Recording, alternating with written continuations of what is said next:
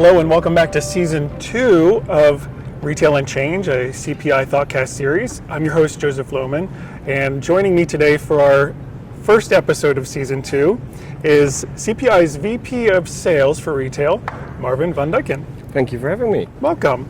So Marvin, tell us a little bit about your role here at CPI. Yeah, I joined CPI 8.5 years ago in the vending vertical, which is great to learn all about unattended retail, how consumers react with our machines and our technology. Moved 2 years ago to the US to lead our retail vertical, which is retail checkout, which we are here now at NACS talking about, which is great because what we do is we bring cash automation to the retail space with our Payot and with our components. So we back up all our components into a solution and we sell it to the market. Okay, so tell me a little bit about Payot itself. What caused us to develop this product? Why are we showing it here at NACS? So what we have seen, and NACS is the C-store space. So it's a little bit new for the C-store space, but we started in big box retailers. What we've seen is that we've seen a trend from OEM to custom scope, which means that retailers are looking at a flexible solution for their self-checkout.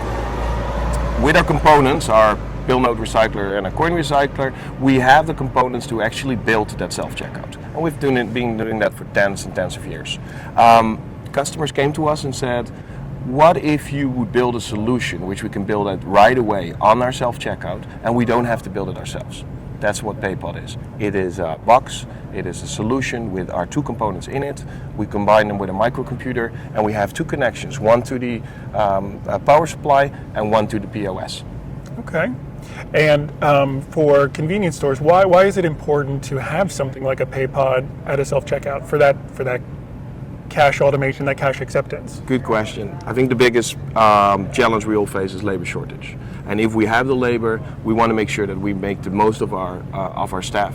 And the most of our staff is not counting money, is not dealing with the cash register. It's making sure that we give the consumer what they want, and that's the consumer experience when they are in the store. So what we do with Payot, we help these retailers on that journey to make sure that the consumer which comes in actually does everything they can do themselves in the right way. What it means for the retailer? No, we battle a labor shortage, we battle the need to count cash, and the other thing, and which is very, very important, the staff can do other stuff, and they can help consumers in their journey. Like what other stuff can the cashiers do? Former cashiers. Yeah, there will be store staff. There will be filling the shelves, helping sort out what to buy. And if you look at a gasoline station nowadays, it's more than just a gasoline station. It's a food and beverage place where you can buy literally everything. Last minute shopping. You can order your food at a food order kiosk, and we try to make that as seamless as possible. So it's freeing them up for more customer experience type tasks, whatever they may need. And absolutely, that's increasingly more important to retailers, specifically C-stores, as they're looking to differentiate themselves from the competition. Yes, absolutely, and that's what we see. And what we also see is that we want to make sure that at the end of one of our core, or actually our main priority is safety within our company, within CPI, within Crane NXT. We want to keep the staff safe. If you don't have to count money at the end of the day, because Payot does it for you, you have closed cash cassettes, they go into the back office smart safe, and the whole process is completely safe. I'd imagine for the cashiers, it's also a little bit of a relief. Many years ago, I actually worked in a convenience store, and one of my biggest fears was at the end of the night, like counting the change, is it going to be off? Is there going to be an issue? And then ultimately, what's my responsibility with that? So kind of helps take that burden off them too, doesn't it? Absolutely. And one of the other things is training your staff. If you have to train your staff to count back money, which, we both worked in the store, we know that was one of the things you had to learn, was not the most easy thing to do. To count back anytime $5 was given, $1 was given, and counting back all the way to the price. You don't have to do that anymore. You don't have to count it, and you don't have the responsibility if there's $2, $3, $4 missing, because every time your shift ends, you can end the shift on the Payot, which basically means that if Joseph ends the shifts at 3 o'clock, at 3 o'clock Joseph is done, we end the shift on the Payot, and that's the counting and that's the accountability. Okay. Another issue facing retailers as they're looking to expand their technology suite is compatibility. So Payot works with a bunch of different technologies, it's almost agnostic with the API, is it not? Yeah, so one of the things we saw when we first introduced PayPal to the market is that there is a large set of POS players out there, point of sales players. We thought we could come in and say we're going to integrate with everyone, use the source code and code ourselves through it. That was impossible. So we developed a UAPI, which cost us a couple of years to develop, which is an ongoing project within our company, but that is our greatest tool. So what we do is with our UAPI, we basically take the integration time from 6 months to 6 weeks, 6 to 8 weeks. And we help the retailer with a set, or the POS integrator, we help them with a set of SDKs, software development kits, to integrate PayPal to their devices. To make that easier for retailers, because the retailers all have POS suppliers, point of sales suppliers, we already are integrating with POS suppliers as we go. So what you see here on the next booth, we already have 5 POS suppliers we work with, the largest partners in the market, and we are adding, every month we're adding new partners to our partner portfolio. Okay, so we are here today at the NACS Conference. It's early October 2024, convenience store themed. Why are we here? Why do we choose to be at this show? What's our purpose? So as I said, big box retailers already went into scope. It started with grocery. We see now non-grocery coming in, fashion. Larger of our customers are fashion retailers who also go for self-checkout. C-stores is one of the markets which is gradually getting into that trend. What we do with NACS is educate C-store retailers, educate our partners, making sure that we work together to get on that bandwagon of self-checkout. How can we help them? But it's not only self-checkout, because we're talking cash automation. We also do cash automation at the attended lane. So instead of just having because self-checkout is scanning, bagging, and paying for the items. But at the attended lane, we say, we can even cash automate whatever you do on your activities, and the cashier can still do the scanning and the bagging of the items, but the consumer will pay themselves, whether it's with cashless or with cash. That's what PayPal does. So we want to educate, we want to help, and of course we want to sell our PayPals. Okay, what would you say to someone who says cash is dead? It's all credit, it's all digital, cash is dead. What would you tell them? It's something we hear a lot. First of all, if cash was dead, we weren't here. If you look we're in Vegas. If you look all around you, there's all the slot machines, and they have our cash acceptors as well on the devices. Cash is alive, but of course it's declining. That's with every trend. What we want to do is, even with a declining trend, we want to make the transaction with cash as seamless as it is with cashless. So we're not battling the fact that cash is going down. We see it's going down. There's more cash in circulation than there was ever before, but we see the cash transactions going down. But even with cash transactions going down, the need for automation is even bigger, because now you have less cash to count, but you have to do the same activity. So if you look at the activity itself, it's becoming more and more inefficient. That's what we solve with PayPal. And by not accepting cash, you're really alienating a good portion of your customer base. I mean, there are people who don't have cards. They're the underbanked, as they call it. With one thing that I heard, and I'm curious to see if you have heard this too, with low ticket items, it's more likely that someone's going to use cash. So maybe not for your gas at the pump, but you come in and you buy a candy bar. People more likely to want to pay with their $5 bill that's in their wallet, or the change, and giving them an opportunity to do so really feeds into that customer experience. Absolutely. And if you look at the trends, 45% of all the cash of all the transactions under $20 are still paid with cash. 50% of all the transactions in the US are still paid with cash. So it's not like we are seeing a declining trend to 10 or 5%. We're still talking about almost half of the population coming into a C-store, which buys under $20, which pays with cash. It's not only the underbanked or the non-banked.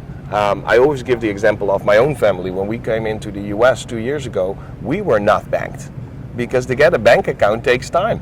So we had to go to the ATM, take our European money out of the ATM, convert it to dollars, and then start paying with cash. So I was not underbanked. I had a bank in Europe, but that's what happens. Tourists, people moving countries, but also people who just want to pay with cash. And there's a lot of people who just want to keep paying with cash. I am someone who likes to pay with cash. It just gives me the feeling that I have the freedom to do what I want to do.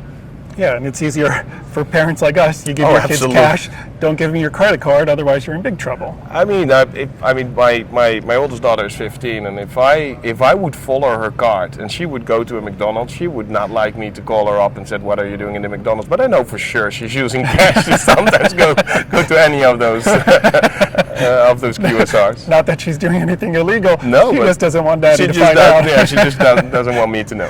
Okay, so we are, like I said, we're here at NACS. We're exhibiting.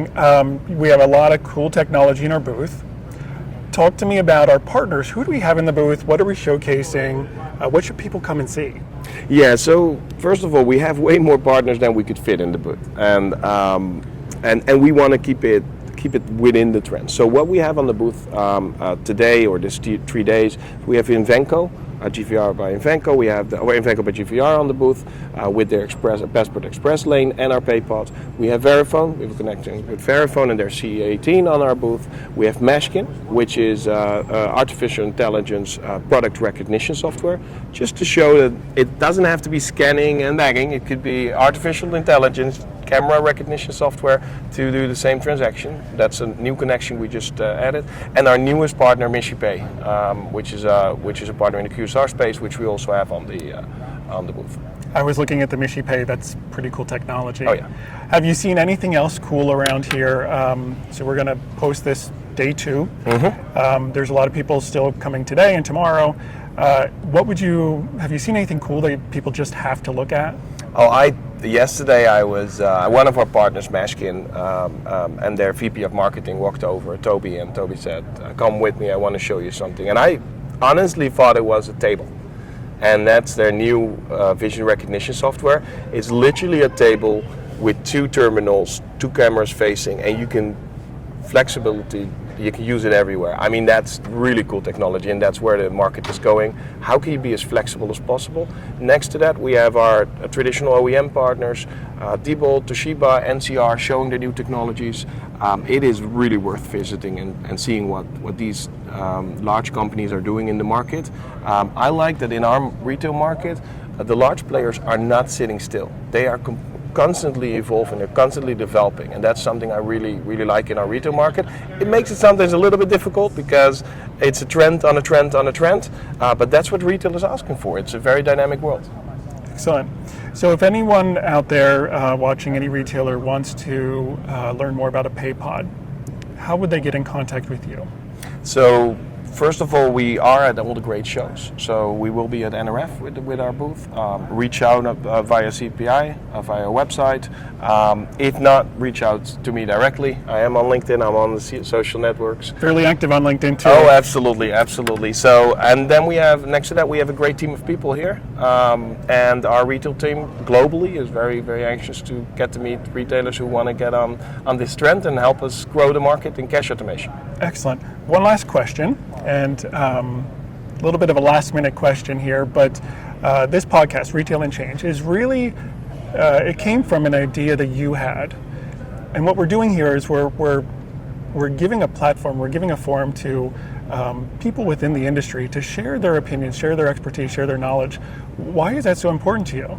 So it started out as appreciation for our partners, and we were talking about it and brainstorming how could we do it in a different way. Of course, you can hold big parties, and that's always great. And we said, how can we use our channels to have the technology know-how of our partners and broadcast it into the world. So one of the things we looked at was the thought cost. What we first did at Eurosys, we had our really great closed capsule booth, and everybody was looking at it, and I think we had 4 interviews. I think we had 4 thought costs at the beginning, and we ended up with 16. So it kind of flowed, and this year at NACS, it's absolutely, I mean, you've been busy since the beginning, and it will go on, and that's great. And whatever we can do to use our media, our platform to show new technologies, to show new thoughts, to have our partners talk about it, but also our non-partners, because it's not only that we invite our partners. Anyone who has something to share about the retail space, we gladly involve in our podcast. Absolutely. I think my feeling is sharing information benefits us all. Absolutely. Excellent. So thank you for joining us for the first episode of Season 2. Again, thank you, Marvin, VP of Sales Retail from CPI, for joining us, being our first honored guest. If you want to follow us online, we are on Apple Podcasts, we're on Spotify and LinkedIn. And if you'd like to be part of our podcast, please reach out to us at marketing@cranepi.com. Thank you.